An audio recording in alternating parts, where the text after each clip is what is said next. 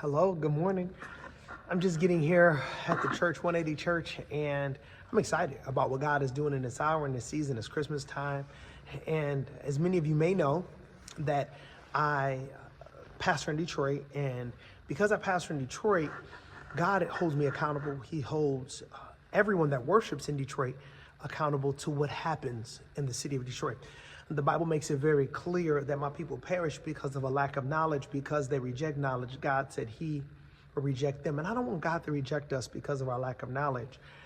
And one of the main issues that's on my heart, heavy on my heart today, is the Detroit Lions, right? I'm so grateful for the Detroit Lions. They're winning. One of the best players, we shared the last name, Penei Sewell. And I am happy about the Lions winning, but what I'm not happy about is Detroiters losing. Now, some of you would say, well, Pastor, what do you mean by that? How are Detroiters losing? Because number one, the Lions, they are owned by the Ford family, and the Ford family, they built that stadium and they maintain that stadium on the back of poor black people's tax dollars. What do I mean by that?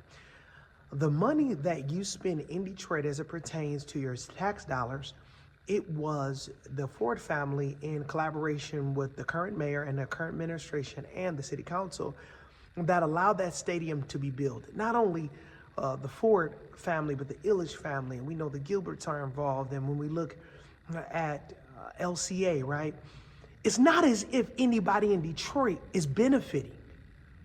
I don't want you to think because the Lions are winning, Detroiters are winning. Now, maybe you're like me and you think, well, what about the restaurants? Well, there's no black restaurants, right, except for one, and that's owned by Omar Mitchell, right? Table number 2.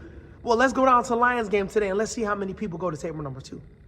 As a matter of fact, to do a second part of this video, I will call Omar Mitchell and I will find out how many people went to his restaurant. I guarantee that restaurant is not filled. Understand that when you go into Ford Field today, there will be no black contractors that have the landscaping business, no contractors from the city of Detroit, the largest voting bloc in Michigan, approximately 500,000 people registered to vote. We see that, yes, Detroit's coming back, but black people are being kicked out, right?